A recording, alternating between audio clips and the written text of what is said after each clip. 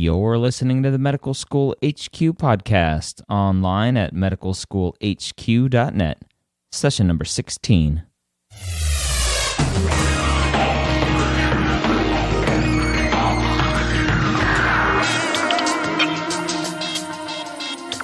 Hello, and welcome back to another awesome session here at the Medical School HQ podcast. I'm your host, Ryan Gray, and we are the podcast about medical school. From the premed process through residency, we hope to take your knowledge of becoming a physician to the next level. What if I told you that you could get into medical school without taking the MCAT? What if I told you that you could get in medical school without taking organic chemistry, without taking biochemistry, and without taking physics? What if I told you that you could get into a top 20 medical school, know that you're in at the end of your sophomore year, and spend the rest of your undergraduate time learning and exploring what you're passionate about? It may sound like hogwash, but it's actually a reality. The Icahn School of Medicine at Mount Sinai has a new program called FlexMed, which allows you to do all of that. FlexMed is not completely new, although it's in the news a ton now, but it's an upgrade of what was previously known as Humanities in Medicine, which has been around since 1987. In today's podcast session, I had the opportunity to sit down with Dr. Muller, the Dean of Medical Education at the Icahn School of Medicine at Mount Sinai. He shared some valuable information for you, the listener, to prepare yourself so that you will be a competitive applicant to the FlexMed program in the future. Dr. Muller also shares with us his thoughts on what he hopes the FlexMed program can do for medical education and healthcare in the future. We begin by talking about the fact that FlexMed really isn't brand new, but is just a change to humanities in medicine. Yeah, so we've had a program since '87 called Humanities in Medicine, and we clearly based this on the lessons we learned from that program, and trying to take advantage of its strengths and then shore up some of its weaknesses. So you're right; it's not a brand new concept, but it's going to be very different than HUMED. Hopefully, it pulls in some of the really great stuff that's come out of that first program. Okay. Can you give a general overview of what FlexMed is, or what you hope it will be in the future? Yeah, sure. So what FlexMed is an opportunity for students who are very serious about their pursuit of a career in medicine, but who also don't want to sacrifice what should be, a broad and deep college experience, and also don't want to be exposed to what I think we all know is sometimes a very detrimental environment in the pre-med world, to have an alternative path to medical school. I guess that's sort of the very, very broad way of describing it. But the slightly more detailed version is that, for students who get into the program, they find out early enough that it opens up a lot of opportunities for them in college, because they don't have to take the traditional science requirements. They don't have to take the MCAT. They don't get sort of pulled down by the pre-med syndrome thing, the sort of competitive grades obsessed nature of what pre-med is like just about everywhere. And they get to study, explore whatever it is they're passionate about. If it's biology or chemistry as that's applied to medicine, then that's really what they should pursue. If it's physics or computer science, then the same holds true. And if it's French literature or philosophy, then the concept, I think, is the same regardless of what someone is hoping to really learn as a college student. So that's a couple of the concepts. It's time available in college that at present isn't available. It's coming kind of off of the grid of the intense competition that lasts throughout college, and its avoidance of the exam, the MCAT exam. The other part of it that's, I think, important, that's different than HUMED, Humanities in Medicine, is that we've thought really carefully about what people actually ought to be studying before they come to medical school, that will make the medical experience better for them and will make them better physicians or better physician scientists. And so what we've tried to do there is change the requirements to things that we think are much more relevant. and update the science part of it so that it's science that really matters in medical school and not, orgo physics. So you're not throwing out all requirements, but you've kind of narrowed down what you feel are the most important ones. Right. Yeah. So we didn't throw out basic bio and basic chem. We gave students the flexibility of accomplishing their physics competency even in high school because, from our teaching faculty's perspective, you don't need much more than AP physics in high school, that physics level to get the physics that you need to get through medical school. There's no need to take, a whole year of physics. And then we added a semester each of something in the realm of health policy, public health, global health, that's sort of the big picture of medicine, a semester of a course that fits into that category, a semester of a course that fits into the ethics or bioethics category, and then some exposure to statistics or biostats as an area within mathematics that really people will be using throughout their career, and reading and understanding the literature and interpreting data from workups they do of patients. That to us seems much, much more relevant than any other kind of math that's currently required. We struggled with trying to figure out how to provide pre-med students with the science base that we think they need for medical school. So, there's instead of organic chemistry and physics, biochem, some cell biology, some genetics. And the challenge there, I think, is that it's hard to set a particular expectation given how differently things are laid out at the different colleges around the country. You know what I mean? In some colleges, you can't take biochem until you've done an enormous number of prereq courses.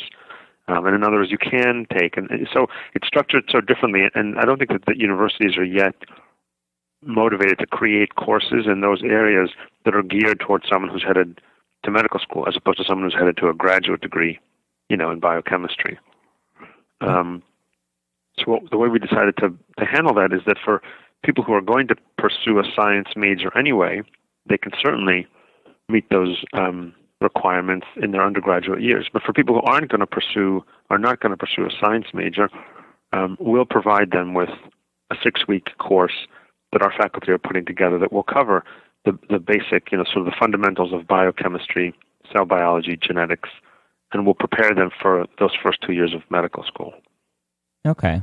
Does that make sense? Yeah, no, it makes perfect sense. And obviously, having been through it myself, I would agree with pretty much all of that, with what you really need to get through medical school and what you need as a practicing physician.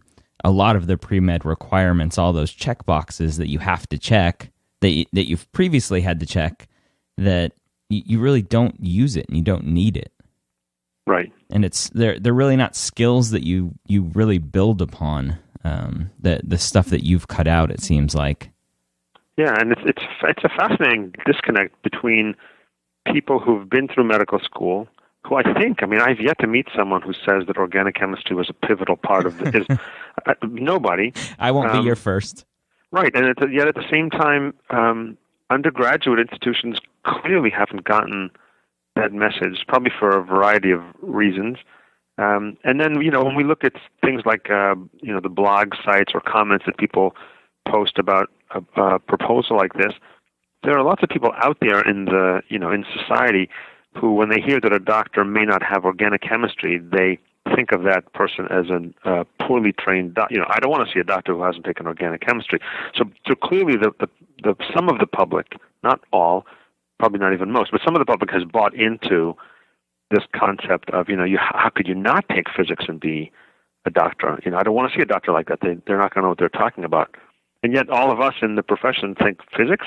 When's the last time I even thought about physics? So, it's our attempt to sort of push past that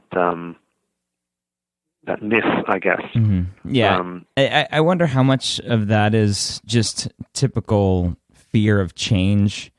Yeah, I think that's probably a big part of it. And a kind of lack of understanding that just because that's the way we've done it doesn't mean it's the best. And we all have data that shows that our healthcare system is definitely not the best in the world. Right. And organic chemistry is not making it any better. Yeah, and you have other countries where, and the Wall Street Journal just had a good article about it, where an MD degree is basically a bachelor's degree in many other countries. Right. That's exactly right. So I would say, or I would ask, do you think that this is a first step in kind of going towards that direction of understanding that the rigors of the pre-med life and a bachelor's degree really don't determine what kind of doctor you're going to be? It's an interesting question.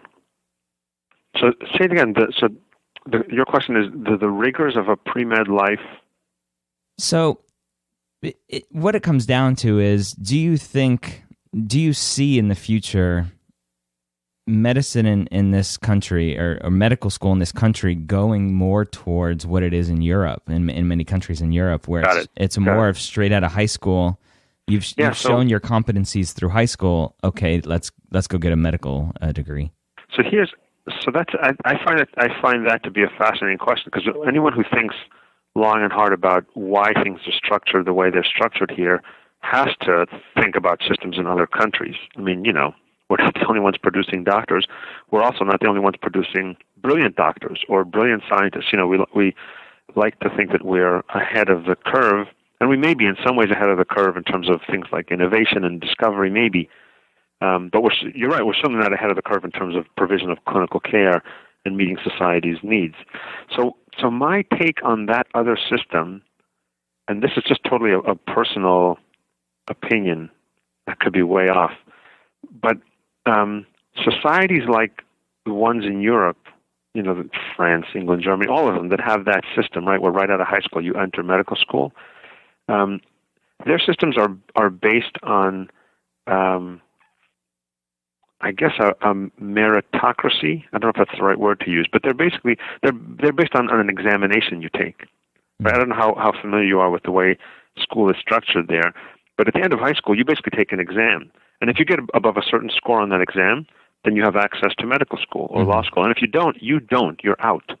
There are no other options. There is no American way. There's no, anyone is. I mean, I feel like it boils down to the American dream that we sort of sell and believe in this country, and that maybe is true, which is that anyone has the capacity to accomplish what they want, given the opportunity to do it. And I think a lot of the European countries, and a lot of the way life is structured, the whole idea of having a socialized medical health system and providing all those benefits to people is a totally different outlook on life.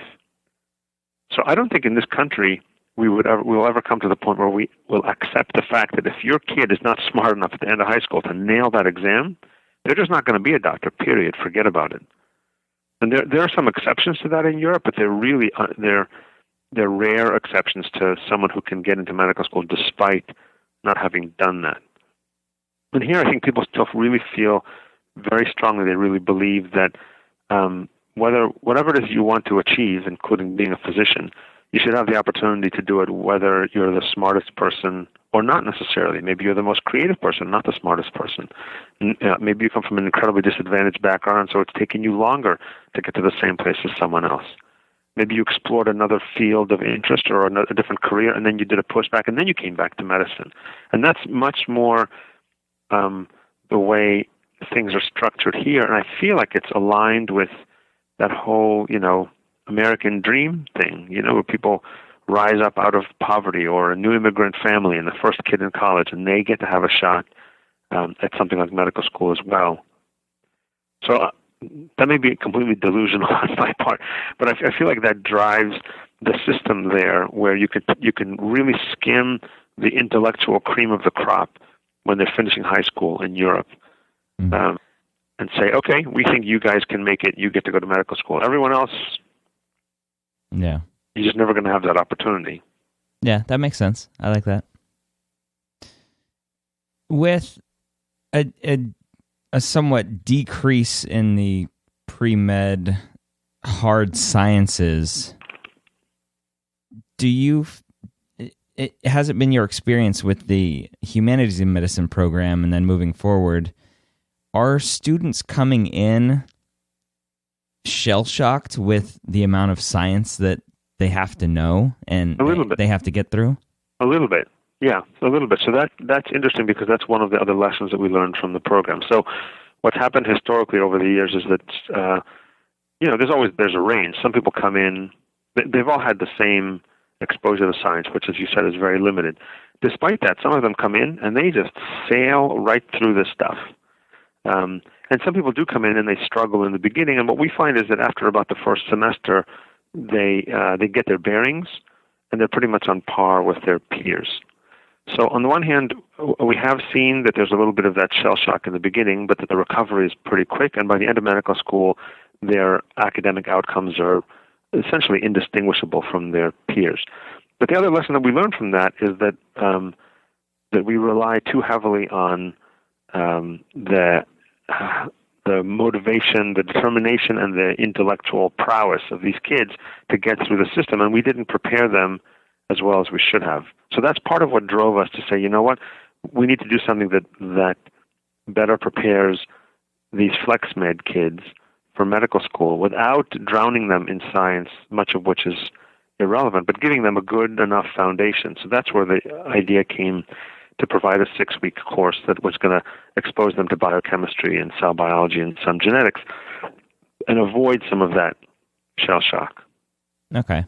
I wonder, I'm assuming a lot of it, and this is more of a personal thing, having taken 3 years off between undergrad and medical school myself. Mm-hmm. And once I was back in medical school, it was almost like I had forgotten how to study. So I wonder how much of it is just a lack of knowledge on how to study the hard sciences and not really.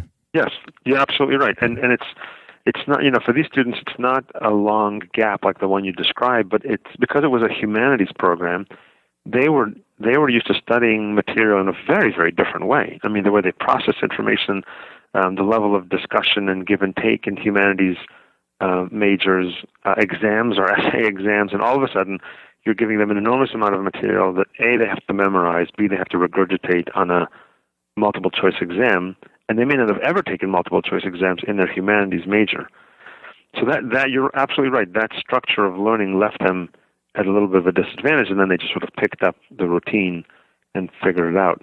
So I think in FlexMed, there will still be a fair number of humanities majors who get in, but there'll be all the other science and computational science majors who are actually used to studying science in that way and are used to taking those kinds of exams. So I think that the shell shock component will be much lower because of that, and because we're going to provide them with a foundation in the relevant biomedical sciences right before they enter school, in that 6 weeks before they matriculate. Okay, great. And I think something new with FlexMed is the number of available seats for the program. Has that increased? Yep. So right now, Humanities Medicine has been, for several years, a quarter of the class. And so within a couple of years of launching this, we will incrementally go up from a quarter to a half a class. Okay. Have you seen any kind of differences with interactions between the class with the Humanities and Medicine students and the normal pre-med students? Is there a difference, or do they kind of just mesh altogether? They mesh. I mean, there's certainly no distinctions in terms of what they do once they're in medical school. There's no way to distinguish them, from a faculty perspective. None of us really know who's who. Just like I don't know who an MD PhD student is necessarily compared to a regular MD student. So they mesh. I'm trying to think of if there are any other exceptions to that. In the humanities program, and to a lesser extent in the FlexMed program, because the students will have spent some time before matriculating in a summer program, there's a little bit of socialization that happens among them. So to some extent, or to a limited extent, they enter medical school having already met some of their classmates and bonding. But, again, once you're in medical school and you're with the whole group and you meet lots of other people who have shared interests and you're in it for 4 or 5 or more years, most of that kind of dissolves away. Yeah. and they're kind of indistinguishable. Okay. And then in terms of academic success, I know 2010 you guys produced produced I can't think of the word. An article? An article, yes. All I could think of was like a newspaper article. I'm like, that doesn't sound right. I know. But yeah, there was an article that you guys put out that showed some of the differences and how mostly there was no statistical difference between success. Right. Can you comment a little bit about what was in that? So we tried to look at every conceivable outcome. We looked at, our school was pass-fail for the first 2 years. So we didn't have course grades, but we had board scores, we had clerkship grades, we had research publications, leadership roles, community service involvement, AOA, the Honor Society, Gold Humanism. We looked at all of that stuff. We looked at whether people are failing exams or failing courses or failing out of medical school more. We even looked at residencies that they chose. So we tried to be as comprehensive as possible, and we found very, very few differences. We found that the HUMEDs had a step 1 score that was a little bit lower than their peers, maybe by 6 or 8 points. We found that more of them tended to need a non-academic leave at some point. Again, the numbers are very small for that, but when looking at it from a research perspective, there were more of them who needed to take a little bit of time off, either for personal reasons or for academic reasons, and then come back. But there was no difference in the number who either withdrew from medical school or were dismissed from medical school or failed courses. Those numbers were equivalent, and everything else was pretty equal. Even the research, the first author publication proportions who got that before finishing medical school were the same, which is interesting, right? Because you would think, well, humanities majors are never going to do any kind of research. But I think that there's an intellectual curiosity that comes with just being smart and ambitious, that it doesn't make a difference whether you've necessarily studied science or not. We did not see a big difference in the types of residencies that people chose. There was a non-significant trend towards psychiatry and primary care residencies, but we didn't make too much of that. Well, that was pretty much it.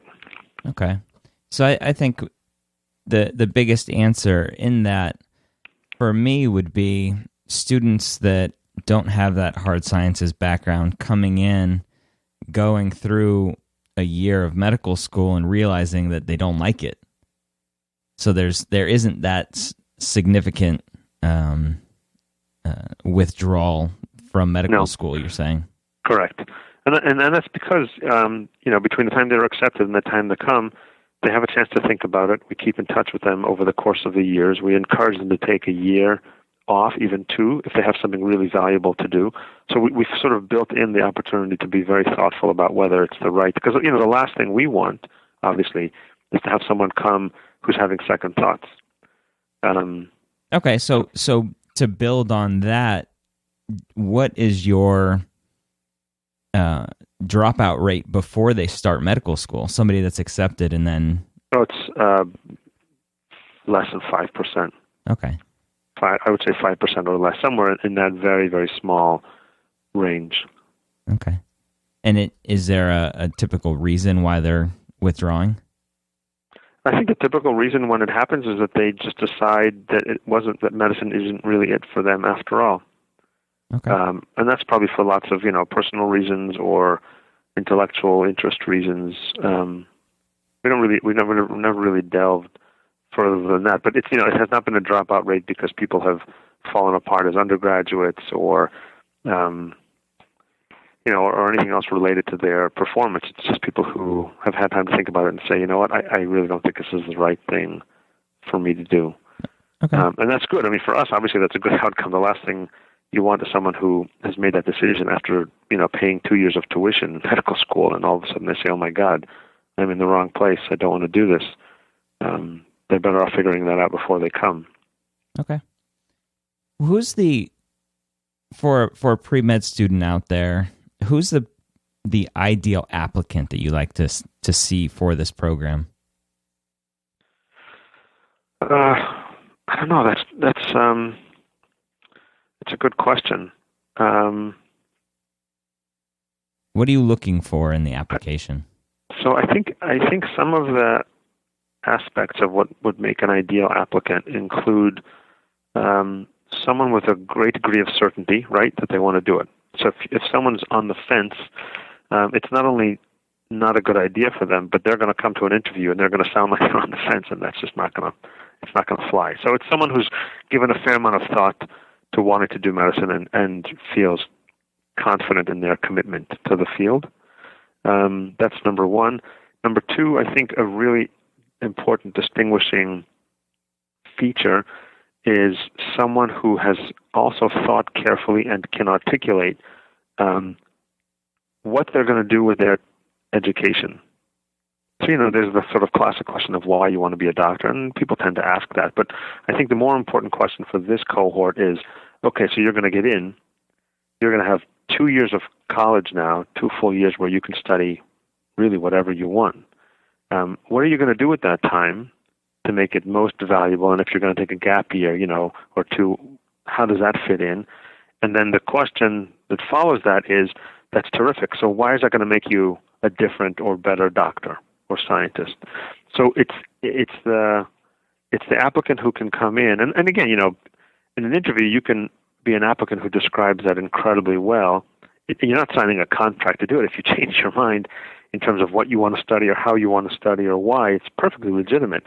But there's something interesting, maybe even special, about a sophomore in college who's given enough thought to that and can say, here's what I'm going to do with my education, here's why I'm going to do it, and here's why I think it's going to contribute greatly to the way I practice medicine.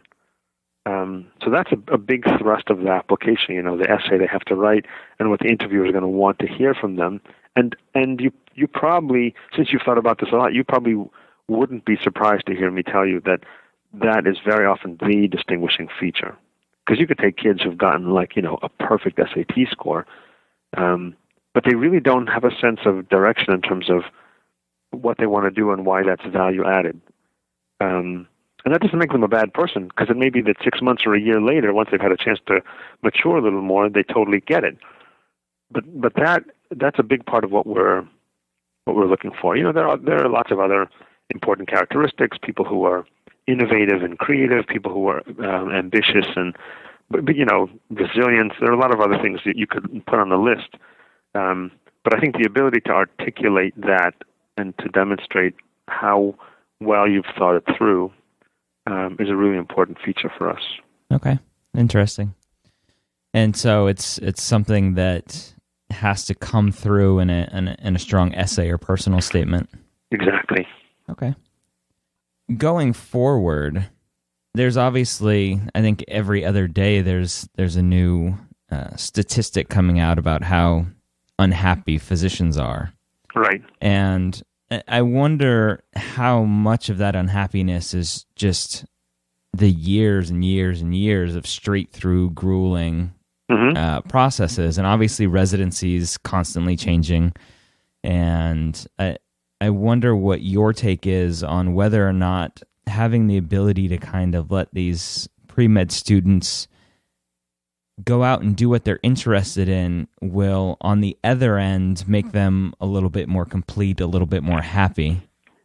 Yes, I totally think so. I think that's the least data-driven statement that I could make.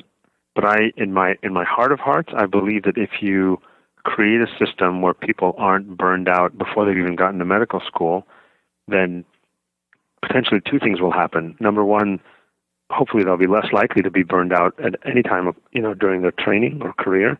But number two, one of the downfalls of anything that we do in medical education is that you can fix your piece of it, but downstream, if it's going to suck, it's going to suck, right? So you can create a wonderful medical school environment that does all the right things and says and teaches all the right things, and as soon as all of your graduates hit their internships, then it all kind of goes up in a puff of smoke. Do you know what I mean? Yeah. There's an element of that, and And so part of what we try to do in medical school is prepare our students for the realities of what the world of healthcare is like out there, so that the good things that we're teaching them can be sustained over time. So the other aspect of what I believe and I hope will happen is that students who come in having had the permission to think broadly and deeply about themselves and about medicine won't accept experiences down the line that don't provide that opportunity. They won't accept the fact that residency has to be structured in a certain way that makes it incredibly oppressive.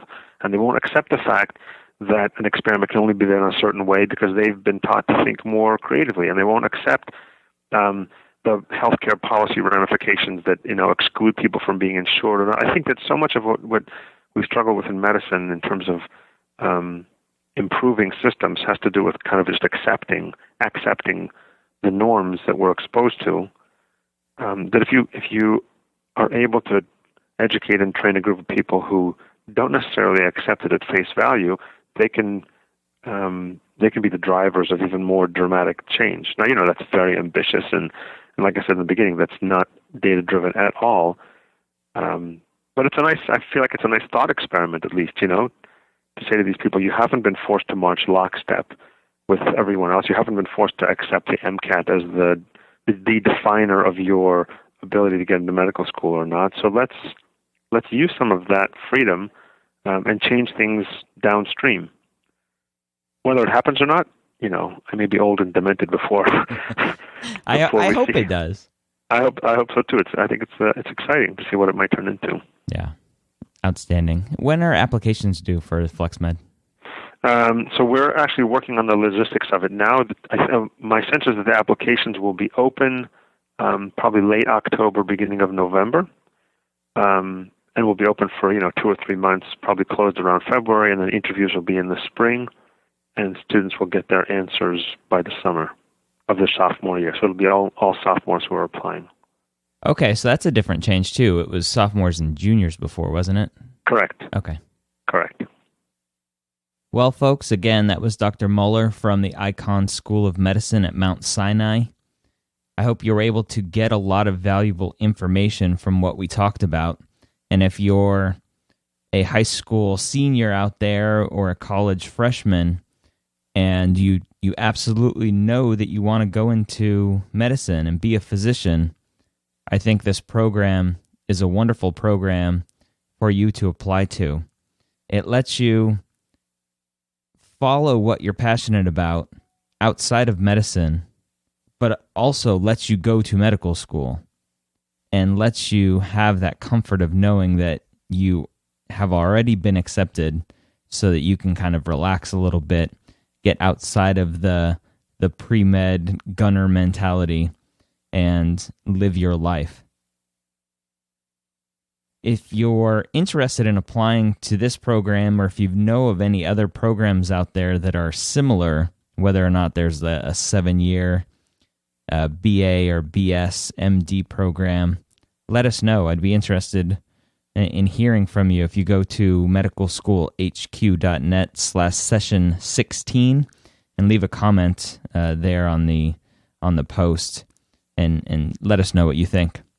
I know I've mentioned this a couple times before, but if you haven't done already, go into iTunes, give us a rating, and leave us a review that allows us to remain visible, more visible to other users out there so that more people can find and see what we're doing here at the medical school headquarters. A 5-star rating would be awesome if you think we deserve it. Again, I hope the information provided will help better guide you on your path to becoming a physician. Make sure to join us next time here at the medical school headquarters.